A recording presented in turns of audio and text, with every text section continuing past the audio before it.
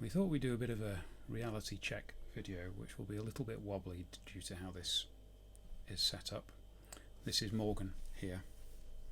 He's had a terrible 14 plus hours at the end of a pretty bad few weeks.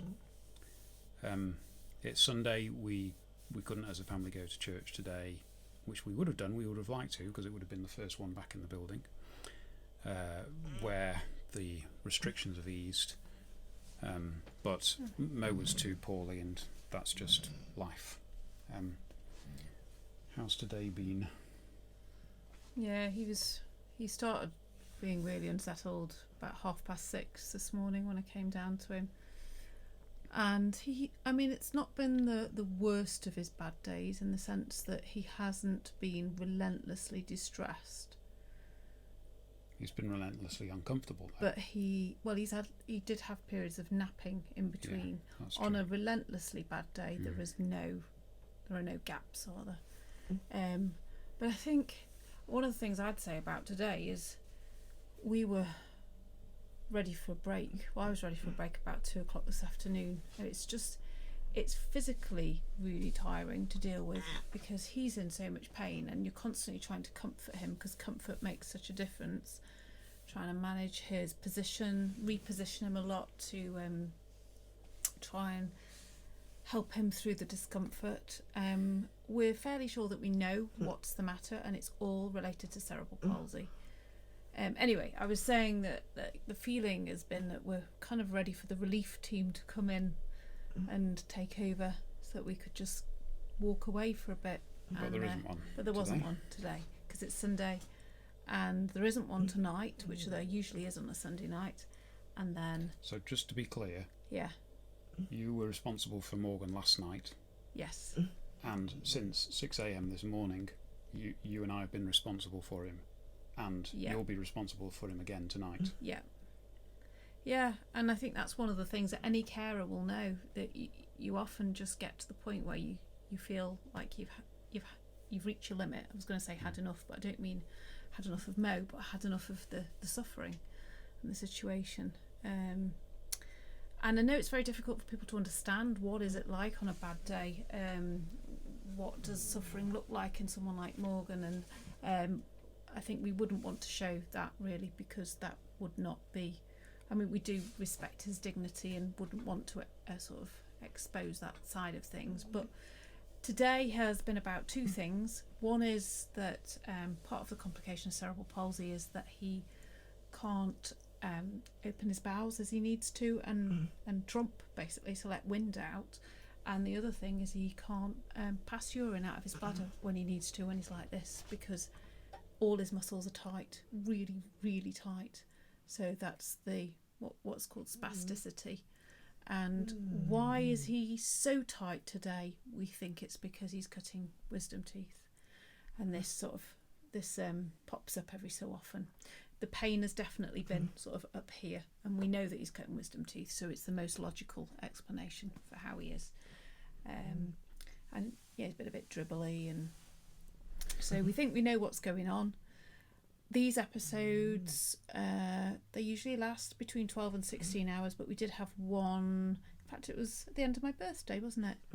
At the end of my birthday, it started around 9 o'clock, 10 o'clock at night, and it went on for, was it 24 hours? So we have had one that's 24 hours, but we have lots of tools in our medicine cabinet, things that we can do to help relieve symptoms, but we can't actually cure the root cause. So it's been... Because we're not dentists. Not just that, but for the spasticity, we don't have a really good drug for handling that.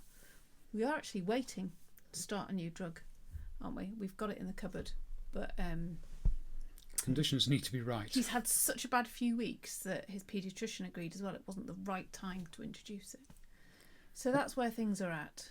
One of the practical mechanics of this is that Morgan's tightness is over his entire body, and his fists come up to his face. Yeah. And unless you hold his hand out of his face, he will punch himself or scratch himself. He did actually manage to scratch himself not intentionally. today. He can't help it. It's just like that. He's not trying to get his hands to his face. That's just what his body's doing.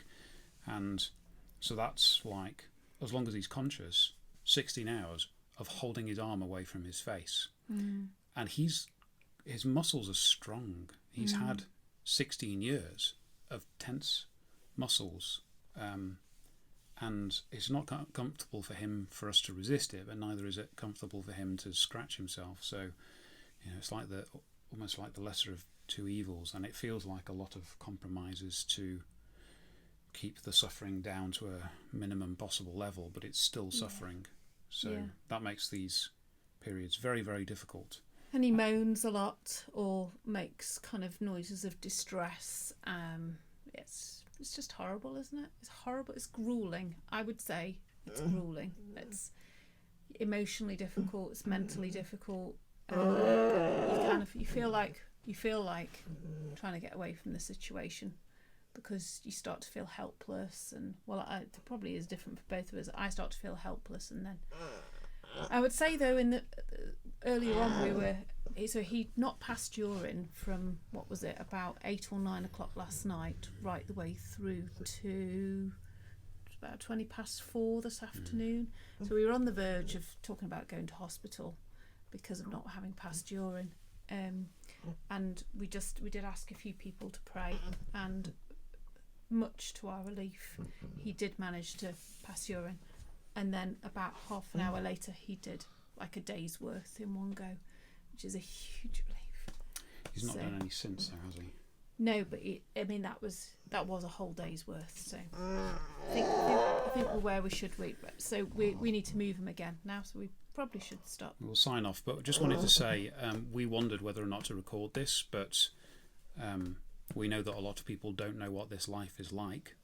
And it's possibly helpful to get a little snapshot just to understand the extent of what it can be at its worst. Not every day is like this, but some days are, and you really want days like that to be over swiftly for Morgan's sake.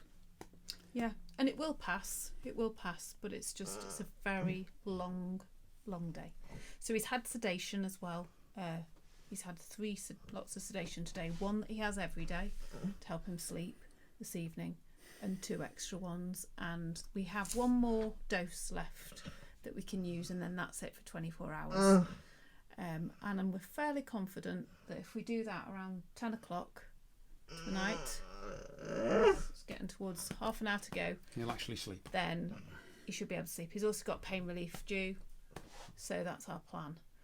But we have had nights where he just can't sleep all night because of this. So, and those are grueling, of course. So, especially when you're exhausted. So, sorry, not many smiles tonight, but we have been encouraged to talk about the bad days as well as the positive upside. So, there you go. There you are. There you go. A day in a difficult life of Morgan and us. Yeah, we love you, Mo. Take care. Bye for now. Bye. God bless.